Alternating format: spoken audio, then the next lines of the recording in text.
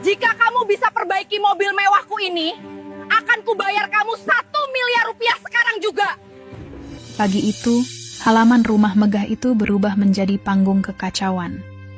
Mobil mewah milik Ernie tiba-tiba mogok, mengeluarkan asap tebal dari kap mesin. Tanpa menunggu 1 detik pun, Ernie langsung mengamuk, membanting pintu, memaki semua orang, dan mengutuk situasi yang menghancurkan harinya. Di kalendernya, ada pertemuan bisnis bernilai ratusan miliar.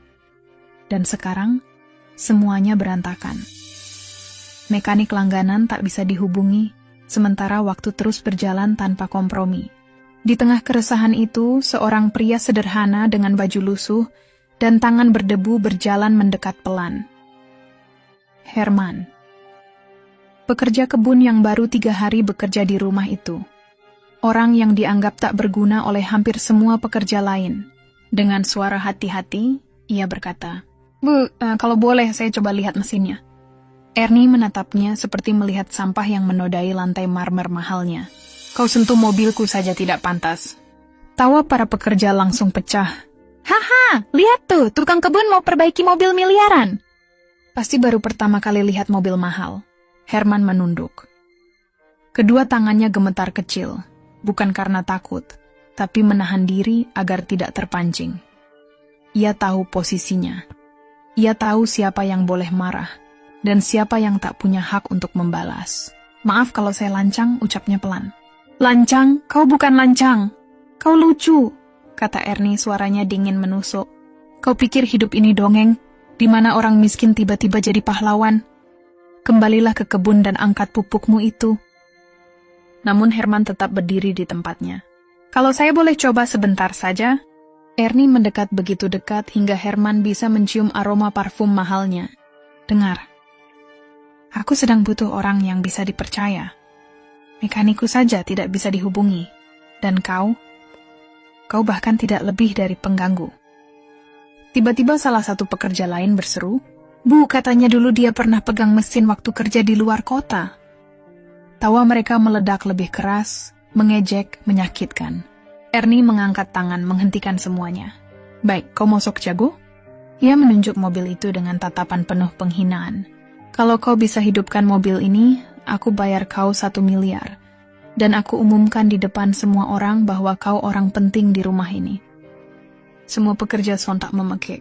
1 miliar? Untuk dia? Hahaha! Bu, itu penghinaan terbesar sepanjang sejarah. Dia bahkan nggak punya tabungan 100.000. Namun Ernie belum selesai. Dengan nada dingin ia menambahkan, "Dan kalau kau gagal, kau angkut pupuk seharian tanpa istirahat. Setelah itu, aku pastikan kau tak punya tempat lagi di sini." Herman menelan ludah. Wajahnya tetap tenang, meski jelas ada luka di matanya. Kata-kata itu menusuk, tapi ia tidak menunjukkan sedikit pun kemarahan. Ia mengangguk pelan. "Baik, Bu." Ejekan masih terdengar saat Herman melangkah maju. Ia menyentuh kap mobil yang masih hangat. Menarik napas panjang. Dalam hatinya hanya 1 kalimat. Entah mereka percaya atau tidak, aku tetap akan melakukan yang benar. Ernie berdiri dengan tangan terlipat, siap menyaksikan Herman gagal dan mempermalukan dirinya sendiri. Ia sama sekali tidak tahu bahwa lelaki yang ia hina habis-habisan itu menyimpan masa lalu yang tak pernah ia duga. Dan hari itu, tanpa ia sadari, akan menjadi titik balik yang mengubah seluruh hidup mereka. Herman berdiri di depan mobil mewah itu. Pria sederhana dengan pakaian yang bahkan terasa tidak pantas berada sedekat itu, dengan logam mengilap bernilai miliaran. Para pekerja lain menyebar, membentuk lingkaran. Seperti sedang menonton pertunjukan gratis.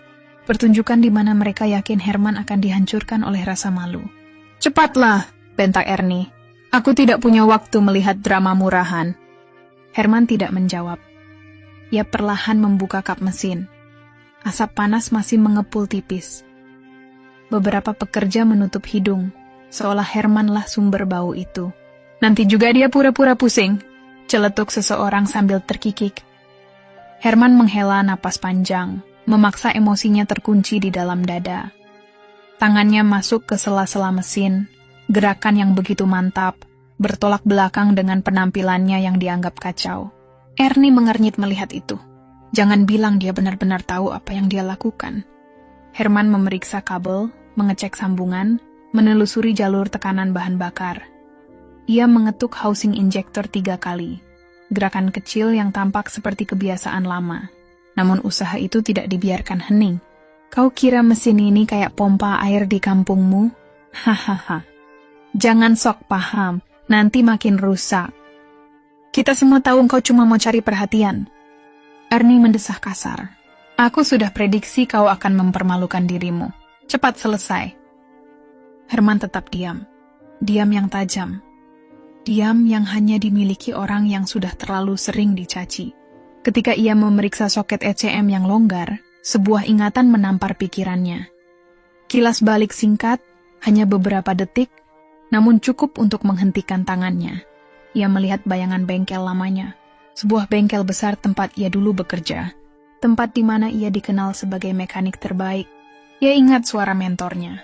Kalau Herman yang pegang pasti beres. Dan ia ingat hari semuanya hilang. Fitnah pencurian yang tak pernah ia lakukan, tipuan rekan sendiri. Dalam semalam ia kehilangan pekerjaan, nama baik, dan masa depan. Dan ia memilih diam, karena membela diri pun waktu itu percuma. Ingatan itu memudar saat tawa keras para pekerja menghantam telinganya. Hahaha, lihat wajahnya kayak mau pingsan. Mending balik ke kebun, man. Ini bukan dunia buat orang kayak kamu. Herman memejamkan mata 1 detik, bukan karena mau pingsan, tapi karena berusaha keras menyembunyikan betapa hancurnya batinnya setiap kali orang meremehkannya. Ia membuka mata lagi dan fokus. Bu! Panggil Herman pelan, suaranya datar. Ernie menoleh cepat. Apa? Hati-hati, Bu. Tadi kabel injeksi sempat longgar. Kalau ibu paksa starter berkali-kali, bisa meledak kecil. Ernie langsung memutar bola mata. Kau coba nakuti aku. Kau pikir aku tidak tahu apa-apa tentang mobilku sendiri. Namun untuk sesaat, sangat tipis ada perubahan di wajahnya. Diam sejenak. Ragu kecil yang ia sembunyikan dengan topeng dinginnya. Herman kembali menunduk, bekerja lagi. Ia menekan beberapa konektor, mengetuk housing busi coil, memeriksa regulator tekanan. Gerakannya cepat, tenang, mantap. Seperti seseorang yang sudah ribuan kali melakukan hal yang sama.